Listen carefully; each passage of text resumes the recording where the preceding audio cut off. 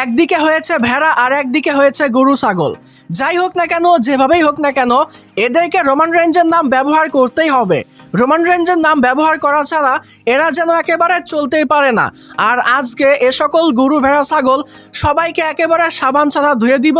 আর এই গরু ছাগল ভেড়া কিন্তু ওই গরু ছাগল ভেড়া নয়, এগুলা হলো দুপাওয়া গরু ছাগল। আসসালামু আলাইকুম রেসলিং লাভার্স, কি অবস্থা সবার? শেষ হয়েছে আরও একটি স্ম্যাকডাউনের শো, আর এই ভিডিওতে আজকে হওয়া স্ম্যাকডাউনের সম্পূর্ণ রিভিউ করব। ভিডিও ভালো লাগলে ভিডিওতে লাইক দিবেন, চ্যানেলে নতুন হয়ে থাকলে চ্যানেলটি সাবস্ক্রাইব করে দিবেন। ওয়েল, আজকের স্ম্যাকডাউনের শোটা অফিসিয়ালি কিক অফ করে আনডিসপিউটেড চ্যাম্পিয়ন ড্রু ম্যাকইন্টার। তো ড্রু ম্যাকইন্টার এন্ট্রি নিচ্ছিল, সে মূলত একটা প্রোমো সেগমেন্টের জন্য আসতেছিল। তবে তার এন্ট্রান্সের সময়ই কিন্তু কডি এসে ম্যাকইন্টারের ওপরে অ্যাটাক করে দেয়। বেশ ভালো মতোই কিন্তু কডি ম্যাকইন্টারের ওপরে অ্যাটাক করে। সেখানে সিকিউরিটি গার্ড এবং অফিসিয়ালসরা আসে, কডি এবং ম্যাকইন্টারকে আলাদা করে। ম্যাকইন্টার সেখান থেকে চলে গেলেও কডি চলে যায় রিংয়ের মধ্যে, এবং রিংয়ের মধ্যে গিয়েছে ছোট্ট একটা প্রোমো কাট করে। এবং এই যে প্রোমো সেগমেন্ট, আমি বুঝলাম না যে এই সেগমেন্টে কি লজিক আছে। এখানে যদি কডি কোনো বিষয় নিয়ে কথা বলে সেটা হবে ম্যাকইন্টার, কারণ ম্যাকইন্টার রয়্যাল রাম্বলে গিয়ে কডির উপরে অ্যাটাক করেছিল, যার কারণে কডি রয়্যাল রাম্বল জিততে পারেনি। এটা মূলত লজিক হতে পারে। আর তাছাড়া বর্তমান সময়ে ম্যাকইন্টারের সঙ্গেই কিন্তু কডির ফিউড চলতেছে। তো কডি যদি এখানে কাউকে নিয়ে কথা বলে তাহলে সেটা এখানে সে ম্যাকইন্টারকে নিয়ে কথা বলবে, জেকা ফাডুকে নিয়ে কথা বলবে, কারণ তাদের সঙ্গে তো ফিউড চলতেছে না। তবে এই যে পুরা সেগমেন্ট, এখানে সে সব থেকে বেশি কথা বলেছে রোমান রেইন্সকে নিয়ে, সিএম পাঙ্ককে নিয়ে। অথচ গত মানডে নাইট রোতে রোমান রেইন্স এবং সিএম পাঙ্কের মধ্যে যে প্রোমো সেগমেন্ট হয়, সেখানে কিন্তু পাঙ্ক কিংবা রোমান কেউ কিন্তু একবারের জন্য কডির নামটাও নেয়নি। অথচ আজকে কডির যে সেগমেন্ট হয়েছে, পুরো সেগমেন্ট জুড়ে সে কিন্তু রোমান রেইন্সের ব্যাপারে কথা বলেছে, সিএম পাঙ্কের ব্যাপারে কথা বলেছে। আরে ভাই, কেন রে ভাই, তোর এখানে রোমান রেইন্সের নাম কেন বলতে হবে? এখানে তো সিএম পাঙ্কের নাম কেন বলতে হবে? কিছুদিন পর পরই এখানে কডি হুদাই রোমান রেইন্সের নাম ব্যবহার করে, সিএম পাঙ্কের নাম ব্যবহার করে। সিএম পাঙ্কের বিষয়টা আগেই বাদ দিলাম, সে কিন্তু প্রত্যেকটা জায়গায় শুধুমাত্র রোমান রেইন্সের ব্যাপারে কথা বলে, হয় রোমান রেইন্সের প্রশংসা করে আর না হলে রোমান রেইন্সের দুর্নাম করে। কডি এখানে ভালো করেই জানে যে রোমান রেইন্সের ব্যাপারে কথা বললে সে লাইমলাইটে আসবে, এর জন্যই কিন্তু সে রোমান রেইন্সের ব্যাপারে কথা বলে। আর কোম্পানির যে কি হয়েছে, টাকলা ট্রিপল এইচের যে কি হয়েছে, আমি এই বিষয়টা বুঝি না। আপনারা লক্ষ্য করে দেখেন, প্রত্যেক 2-3 মাস পর পরই কিন্তু কডির ফিউডটা হয় ব্লাড লাইনের সঙ্গে চলতেছে আর না হলে ব্লাড লাইনের এগেনস্টে চলতেছে। মানে 2-3 মাস পর পরই কিন্তু ব্লাড লাইনের সঙ্গে রোমান রেইন্সের সঙ্গে কডির ফিউড আনতেই হবে। কেন আনতেছে? কারণ রোমান রেইন্সের সঙ্গে থাকলেই কিন্তু কডির লাইমলাইটে আসতে পারে। এর জন্য কিন্তু শুধুমাত্র রোমান রেইন্সের সঙ্গেই কডিকে বারে নিয়ে আসা হচ্ছে। এটা কি আমরা বুঝি না যে কডির দ্বারা কোনো কিছু হচ্ছে না? আর আজকে যে সেগমেন্টটা, এখানে রোমান রেইন্সের ব্যাপারে কথা বলা কোনো লজিক আছে? কোনো কিছু কিন্তু নাই। অথচ সে রোমান রেইন্সের ব্যাপারটা নিয়েই কথা বলেছে। এটা যে এতটা বিরক্তিকর কি আর বলবো। যারা এই সেগমেন্টটা দেখেছেন তারা এখানে বুঝতে পারবেন যে আমি এই বিষয়টা নিয়ে কেন কথা বলতেছি। আর আই থিঙ্ক যারা একটু বুদ্ধিমান, যারা রেসলিং সম্পর্কে জ্ঞান ধারণা রাখে, যারা এই বিষয়টা বোঝে, প্রত্যেকেই কিন্তু এই বিষয়টা নিয়ে কথা বলবে। কিছু গরু ছাগল কিন্তু এখানে কডির পক্ষ নিবে, রোমান রেইন্সের নামে দুর্নাম করবে। আর হ্যাঁ, আরও একটা বিষয়, সেই বোকা কন্টেন্ট ক্রিয়েটর, তাকেও কিন্তু আজকে ধুয়ে দিব, কারণ সে আরও একটা ভিডিও বানিয়েছে। আমার অডিয়েন্সরা চাই আমি এই বিষয়টা নিয়ে প্রতিবাদ করি। তো আপনারা এক্সপেক্ট করতে পারেন যে আজকে আরও একটা ভিডিও আসবে, এবং সেই ভিডিওতে সেই কন্টেন্ট ক্রিয়েটর এবং তার গরু ছাগল অডিয়েন্সদেরকে একেবারে সাবান ছাড়া ধুয়ে দিব। তো এই বিষয়গুলো নিয়ে আর কথা না বলি, পরবর্তী ভিডিওতেই কথা বলবো। আর এই সেগমেন্টের ব্যাপারে নতুন করে বলা কিছু নাই, পুরা সেগমেন্ট জুড়ে সে শুধুমাত্র রোমান রেইন্স এবং সিএম পাঙ্কের নামে কথা বলেছে। ম্যাকইন্টারকে নিয়ে সে একটা কথাই বলেছে যে ম্যাকইন্টার, তোমার জন্য আমার রয়্যাল রাম্বল নষ্ট হয়েছে, আমি এটা বদলা নিব, জাস্ট এটুকুই। এর বাইরে কিন্তু আর অন্য কিছু এই সেগমেন্টের মধ্যে ছিল না। এরপর আমাদেরকে আবারও ব্যাক স্টেজে কডিকে দেখানো হয়, কডির একটা সেগমেন্ট দেখানো হয়। কডি যেহেতু শুরুতেই ম্যাকইন্টারের ওপর অ্যাটাক করে একটা ঝামেলা তৈরি করে দিয়েছে স্ম্যাকডাউনে, এর জন্য নিকলডিস আগেই কডিকে বলে দেয় যে দেখ, তোকে এলিমিনেশন চেম্বারের জন্য কোয়ালিফাইং ম্যাচ দেওয়া হবে আগামী স্ম্যাকডাউনে, তুই এটা নিয়ে খুশি থাক। তাও তুই আজকের স্ম্যাকডাউনে আর কোনো ঝামেলা করিস না, তোর আজকের স্ম্যাকডাউনে কোনো কাজ নাই, তুই বাসায় চলে যা। তো নিকলডিস কিন্তু এখানে কডিকে এলিমিনেশন চেম্বারের জন্য একটা কোয়ালিফাইং ম্যাচ দিয়ে কডিকে স্ম্যাকডাউন থেকে বের করে দেয়। তো এটুকুই ছিল এই সেগমেন্ট। এরপর আমরা আজকে স্ম্যাকডাউনে প্রথম ম্যাচ হিসেবে উইমেন্স ট্যাগ টিম চ্যাম্পিয়নশিপের জন্য জুলিয়া এবং Qiana James versus Riya Ripley এবং ইয়ো স্কাইয়ের মধ্যে একটা ট্যাগ টিম ম্যাচ দেখতে পাই। সত্যি কথা বলতে পার্সোনালি এই ম্যাচটা কিন্তু আমার কাছে বেশ ভালো লেগেছে। সবাই কিন্তু এই ম্যাচের মধ্যে অনেক ভালো পারফর্ম করেছে। ইয়ো স্কাই, জুলিয়া, রিয়া রিপ্লি সবাই কিন্তু ভালো সুপারস্টার, সবাই কিন্তু ম্যাচের মধ্যে ভালো পারফর্ম করেছে। রিয়া রিপ্লি প্রত্যেকটা ম্যাচের মধ্যে বরাবরই কিন্তু ডমিনেটিং পারফরমেন্স দেয়, আজকেও কিন্তু এমনটাই করেছে। তবে এখানে বিশেষ করে কিয়ানা জেমসের ব্যাপারে আমি বলতে চাই, রিসেন্টলি এসে কিন্তু কোম্পানি কিয়ানা জেমসের উপরে নজর দিয়েছে, তাকে কিন্তু কোম্পানি ভালো বুকিং দিচ্ছে এবং আজকে যে ম্যাচ হয়েছে এই ম্যাচের মধ্যে কিন্তু কিয়ানা জেমস অনেক ভালো পারফর্ম করেছে। তো জুলিয়া এবং কিয়ানা জেমস যদিও এই ম্যাচের মধ্যে ভালো পারফর্ম করেছে, তারা এই ম্যাচটা জেতার চেষ্টা করেছে, তবে শেষ পর্যন্ত রিয়া রিপ্লি এবং ইয়ো স্কাই কিন্তু এই ম্যাচটা জিতে যায়।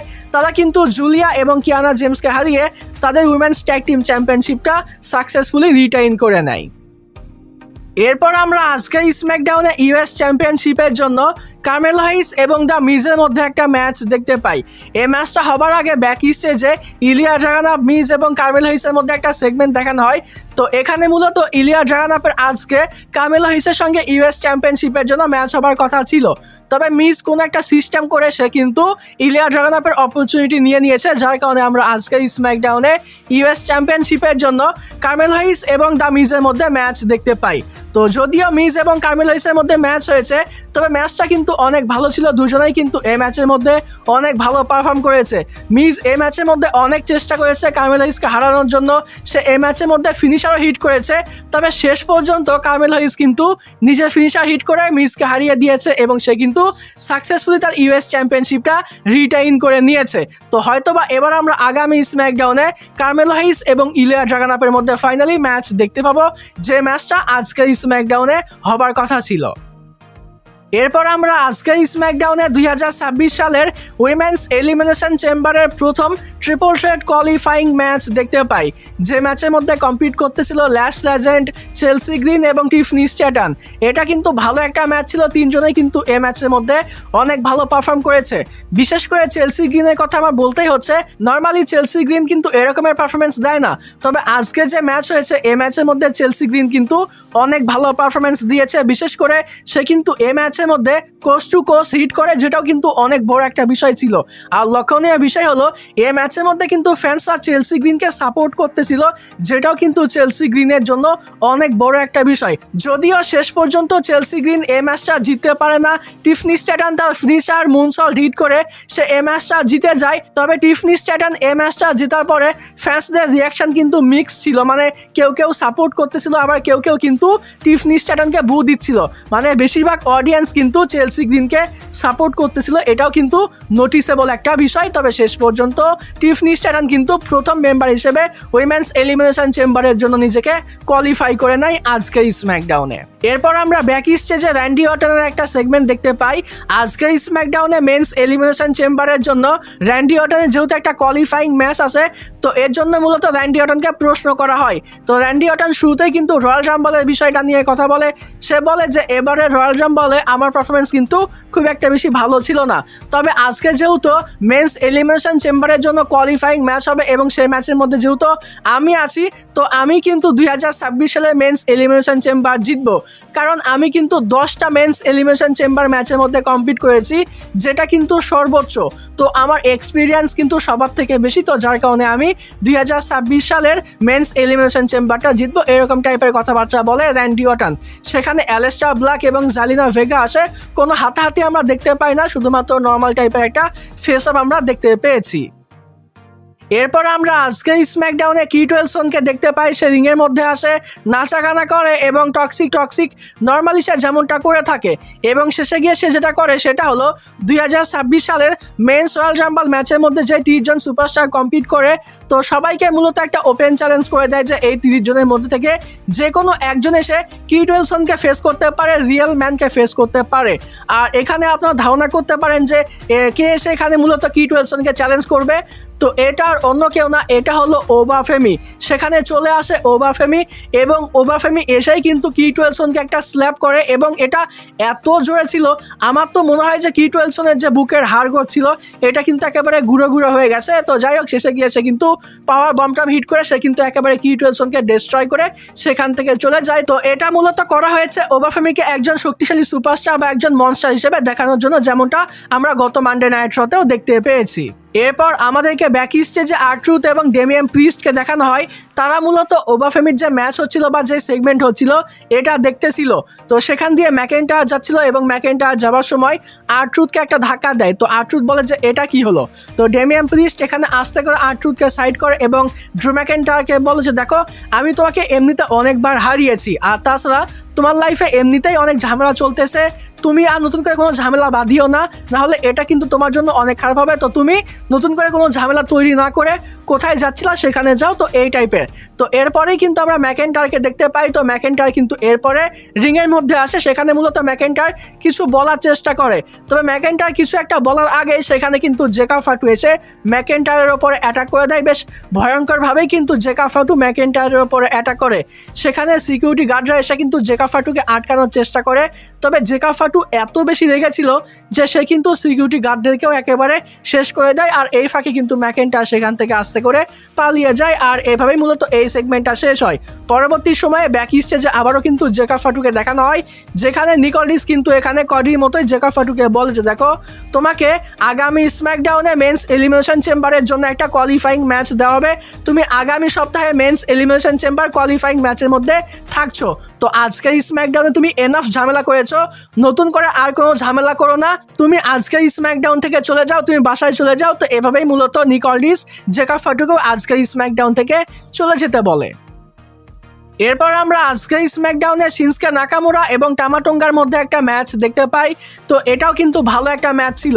শিনস্কে নাকামুরা এবং টামাটোঙ্গা দুজনেই কিন্তু এই ম্যাচের মধ্যে অনেক ভালো পারফর্ম করে, তবে শেষ পর্যন্ত টামাটোঙ্গা কিন্তু শিনস্কে নাকামুরাকে এই ম্যাচের মধ্যে হারিয়ে দেয়। আর এরপর আমরা আজকের স্ম্যাকডাউনে অনেকগুলো ব্যাক স্টেজ সেগমেন্ট দেখতে পেয়েছি, তবে একটা সেগমেন্টও কিন্তু গুরুত্বপূর্ণ ছিল না, যার জন্য আর এই সেগমেন্টগুলো নিয়ে আলাদা করে কোনো কথা বললাম না। তবে একটা বিষয় কিন্তু আমি নোটিস করেছি, আর সেটা হলো সম্ভবত আমরা আজকের স্ম্যাকডাউনে আপোলো ক্রুজকে দেখতে পেয়েছি অনেক দিন পরে, বলা যায় 1 বছর মতো হয়ে গেল।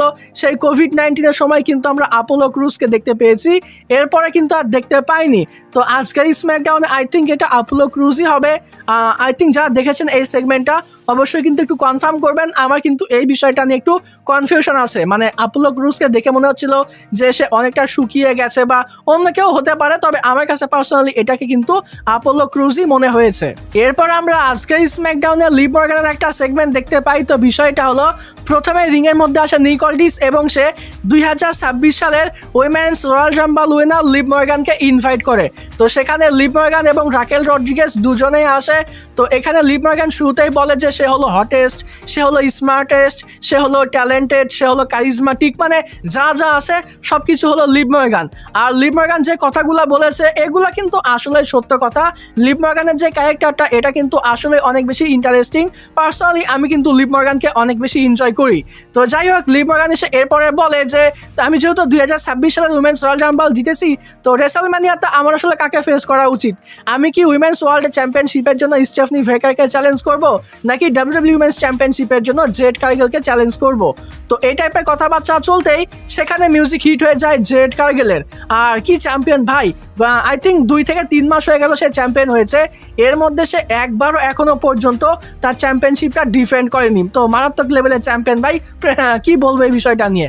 তো যাই হোক, জেড কার্গেল আসে, এরপরে সেখানে জর্ডান গ্রেসও আসে, সবার মধ্যে ঝামেলা হয়। তো এখানে নিকোলডিস মূলত সবাইকে থামিয়ে দিয়ে বলে যে লিভ মর্গান এবং রাকেল রড্রিগেজ, তোমরা যেহেতু আজকের স্ম্যাকডাউনে এসেছো এবং তোমরা যেহেতু আজকে অ্যাভেলেবল আছো আর তোমাদের মধ্যে অলরেডি একটা ঝামেলাও তৈরি হয়ে গেছে, তো কেননা আজকের স্ম্যাকডাউনে তোমাদের 4 জনের মধ্যে একটা ট্যাগ টিম ম্যাচ হয়ে যাক, মানে এক পক্ষে লিভ মর্গান এবং রাকেল রড্রিগেজ, অপর পক্ষে জর্ডান গ্রেস এবং জেড কার্গেলের মধ্যে একটা ট্যাগ টিম ম্যাচ কিন্তু তৎক্ষণাৎ নিকোলডিস সেখানে অফিসিয়াল করে দেয়।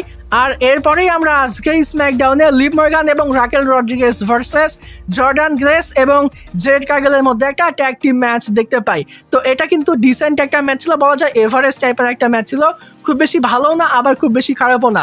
রাকেল রড্রিগেজ, জর্ডান গ্রেস এবং জেড কার্গেল তিনজনেই কিন্তু হেভিওয়েট সুপারস্টার, তারা কিন্তু এই ম্যাচের মধ্যে নিজেদের শক্তির অনেক ভালোভাবে প্রদর্শন করেছে।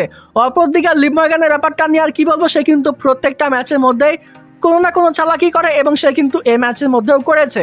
তবে এই ম্যাচের মধ্যে এমন একটা সিকোয়েন্স আসে যেখানে ভুল করে কিন্তু জেড কার্গেল জর্ডান গ্রেসকে হিট করে বসে, অপরদিকে রাকেল রড্রিগেজও কিন্তু একটু পরে লিভ মর্গানকে ভুল করে হিট করে বসে। তবে শেষ পর্যন্ত জর্ডান গ্রেস কিন্তু রাকেল রড্রিগেজকে রোল আপ করে এই ম্যাচটা জিতে যায়, মানে জর্ডান গ্রেস এবং জেড কার্গেল কিন্তু লিভ মর্গান এবং রাকেল রড্রিগেজকে এই ট্যাগ টিম ম্যাচের মধ্যে হারিয়ে দিয়েছে। এরপর আমরা ব্যাক স্টেজে জর্ডান গ্রেস এবং জেড কার্গেলের মধ্যে ঝামেলা দেখতে পাই, সেখানে নিকল ডিস আসে এবং নিকল ডিস এসে ফাইনালি আগামী স্ম্যাকডাউনের জন্য আগামী স্ম্যাকডাউনের জন্য জর্ডান গ্রেস এবং জেড কার্গেলের মধ্যে উইমেন্স চ্যাম্পিয়নশিপের জন্য ম্যাচ অফিসিয়াল করেছে। ফাইনালি আমরা জেড কার্গেলকে তার উইমেন্স চ্যাম্পিয়নশিপটা ডিফেন্ড করতে দেখতে পাবো আগামী স্ম্যাকডাউনে। তো ভাই পার্সোনালি আমি কিন্তু এই বিষয়টা নিয়ে অনেক বেশি হ্যাপি যে ফাইনালি জেড কার্গেল অন্তত তার চ্যাম্পিয়নশিপটা কারো এগেনস্টে ডিফেন্ড করতেছে। এরপর আমরা আজকের স্ম্যাকডাউনে ড্রু ম্যাকেন্টায়ারের একটা প্রোমো সেগমেন্ট দেখতে পাই। ফাইনালি আজকের স্ম্যাকডাউনে ম্যাকেন্টায়ার কিন্তু কথা বলার সুযোগ পেয়েছে, যেহেতু জেকা ফাটু এবং কডিকে স্ম্যাকডাউন থেকে বের করা হয়েছে, এর জন্য কিন্তু ফাইনালি ম্যাকেন্টায়ার আজকের স্ম্যাকডাউনে কথা বলার সুযোগ পায়। তো সে শুরুতেই কিন্তু জেকা ফাটু এবং কডিকে নিয়ে বলে যে এই দুজনে কিন্তু এলিমিনেশন চেম্বার ম্যাচের মধ্যে থাকাই উচিত না। এরপরে সে স্যামিকে নিয়েও কথা বলে, রয়্যাল রাম্বলে স্যামিকে হারিয়েছে, এই বিষয়গুলো নিয়ে কথা বলে সে আসে আসল কথায়।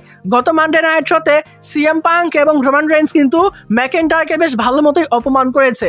তো ম্যাকেন্টায়ার তো এটার জবাব ডেফিনেটলি দিবে। তো ফাইনালি কিন্তু আজকের স্ম্যাকডাউনে ম্যাকেন্টায়ার এটার জবাব দিয়ে দেয়। তো প্রথমেই ম্যাকেন্টায়ার সিএম পাঙ্ক এবং রোমান রেইন্সকে উদ্দেশ্য করে বলে তারা যেহেতু এখন আনডিসপিউটেড চ্যাম্পিয়নশিপটাকে সেকেন্ডারি চ্যাম্পিয়নশিপ বানিয়ে দিয়েছে, তো এই বিষয়টা কিন্তু ম্যাকেন্টায়ারের একেবারেই পছন্দ হয় না। তো ম্যাকেন্টায়ার প্রথমেই সিএম পাঙ্কের বিষয়টা বলে যে সিএম পাঙ্ক যে বলেছিল যে টাইটেল আসলে মানুষকে বানায়, তবে ম্যাকেন্টায়ার মনে করে যে টাইটেল মানুষকে বানায় না, বরং মানুষ টাইটেলকে বানায়। এরপরে সে অনেকগুলো সুপারস্টারের নাম নেয় যারা মূলত আনডিসপিউটেড চ্যাম্পিয়নশিপটাকে অনেক ভ্যালুয়েবল বানিয়েছে, যেরকম হাল্ক হোগানের নাম নেয়, স্টিভ অস্টিনের নাম নেয়, তারপরে হলো গিয়া রকের নাম নেয়, আরো অনেকগুলো সুপারস্টারের নাম নেয়। তবে এখানে সে কিন্তু রোমান রেঞ্জের নামটা বলেনি। অবভিয়াসলি রোমান রেঞ্জের নাম বলবে না, কারণ সে রোমান রেঞ্জের ব্যাপারটা নিয়েই কথা বলতেছে। তো এরপরে সে নিজের ব্যাপারটা নিয়ে কথা বলে যে এই আনডিসপিউটেড চ্যাম্পিয়নশিপটা এটা কিন্তু কোম্পানির সব থেকে বড় চ্যাম্পিয়নশিপ, এটার ভ্যালু কিন্তু সব থেকে বেশি, কারণ ম্যাকেন্টায়ার কিন্তু অনেক পরিশ্রম করে অনেক কষ্ট করে কিন্তু এই চ্যাম্পিয়নশিপটা অর্জন করেছে। সে কিন্তু কোনো ছুটিতে যায়নি, সে কিন্তু পার্ট টাইমার হয়নি, সে কিন্তু অনেক কষ্ট করে এই আনডিসপিউটেড চ্যাম্পিয়নশিপটা নিজের কাছে রেখেছে। এর জন্য কিন্তু এই চ্যাম্পিয়নশিপটার ভ্যালু অনেক বেশি। এরপরে সে রোমান রেঞ্জের ব্যাপারটা নিয়েও কথা বলে যে রোমান রেঞ্জ কেন ম্যাকেন্টায়ারকে চুজ না করে সে সিএম পাঙ্ককে চ্যালেঞ্জ করে। তো ম্যাকেন্টায়ার বলে যে আমি হলাম অনেক শক্তিশালী, নিজের ব্যাপারটা নিয়ে কথা বলে। এরপরে সে সিএম পাঙ্ককে বলে যে তাকে ঠিকঠাক মতো একটা হিট করলে সিএম পাঙ্কের তো ক্যারিয়ারই শেষ হয়ে যাবে, এর জন্য রোমান রেইন্স মূলত দুর্বল রাস্তা বেছে নিয়েছে, সে আমাকে পিক করেনি, এমনটা কিন্তু ম্যাকেন্টায়ার বলে। তো এরকম টাইপের কিন্তু জবাব দিয়েছে ম্যাকেন্টায়ার আজকের স্ম্যাকডাউনে রোমান রেইন্স এবং সিএম পাঙ্ককে নিয়ে। সে আরও অনেক কিছু বলেছে, তবে মূল কথা কিন্তু এটাই। তো আশা করছি আপনারা এই বিষয়টা বুঝতে পেরেছেন। এই বিষয়গুলো নিয়ে আর আলাদা করে কথা না বলি, ভিডিও এমনিতেই অনেক লম্বা হয়ে গেছে। এবার কথা বলি আমরা আজকের স্ম্যাকডাউনের মেইন ইভেন্ট নিয়ে। আজকের স্ম্যাকডাউনের মেইন ইভেন্টে আমরা 2026 সালের মেন্স এলিমিনেশন চেম্বারের প্রথম কোয়ালিফাইং ট্রিপল থ্রেট ম্যাচ দেখতে পাই সোলো সিকাওয়া, র্যান্ডি ওয়াটান এবং অ্যালেস্টার ব্ল্যাকের মধ্যে। তো এটাও কিন্তু যথেষ্ট ভালো একটা ম্যাচ ছিল, তিনজনেই কিন্তু এই ম্যাচের মধ্যে অনেক ভালো পারফর্ম করেছে। এই ম্যাচের মধ্যে আমরা সামওয়ান ড্রপ দেখতে পেয়েছি, স্প্ল্যাশ দেখতে পেয়েছি, ড্রিপিং ডিডি দেখতে পেয়েছি, তাছাড়া আমরা র্যান্ডি ওয়াটানের কাছ থেকে তার সিগনেচার অ্যানাউন্সার টেবিলের উপরে যে স্ল্যাম আছে এগুলো দেখতে পেয়েছি। এমনকি এই ম্যাচের মধ্যে র্যান্ডি ওয়াটান কিন্তু অ্যালেস্টার ব্ল্যাককে একটা আরকেও হিট করে, তবে অ্যালেস্টার ব্ল্যাক কিন্তু রিং থেকে নেমে যায়। আর পেছন দিকে সোলো সিকাওয়া কিন্তু সামওয়ান স্পাইক হিট করার জন্য একেবারে রেডি হয়ে থাকে। তবে এটা কিন্তু ভাইপার, তো ভাইপার কিন্তু পেছন দিকে হয়েই সোলো সিকাওয়াকে একটা আরকেও হিট করে এবং সে কিন্তু সোলো সিকাওয়াকে পিন করে এই ম্যাচটা জিতে নেয় 2026 সালে মেন্স এলিমিনেশন চেম্বারের প্রথম মেম্বার হিসেবে কিন্তু র্যান্ডি অর্টন নিজেকে কোয়ালিফাই করে নিয়েছে।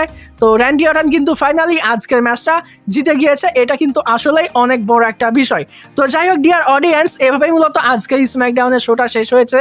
আর ভিডিও শেষ করার আগে আরও একটা বিষয় জানিয়ে দিচ্ছি, আজকে কিন্তু আমাদের চ্যানেলে আরও একটা ভিডিও আপলোড হবে, আর এটা হবে মূলত আরও একটা রোস্টিং ভিডিও। তো সবাই কিন্তু ভিডিওটার জন্য অপেক্ষা করবেন। আর আজকের স্ম্যাকডাউনের শোটা ওভারঅল কেমন লেগেছে অবশ্যই কিন্তু এই ভিডিওতে কমেন্টে জানিয়ে দিবেন। ভিডিও ভালো লাগলে ভিডিওতে লাইক দিবেন, চ্যানেলে নতুন হয়ে থাকলে চ্যানেলটি সাবস্ক্রাইব করে দিবেন। আজকের মতো এখানেই বিদায় নিচ্ছি। যাবার আগে একটি কথাই বলতে চাই, যদি রেসলিং ভালোবাসো তাহলে আমরা সবাই এক টিম।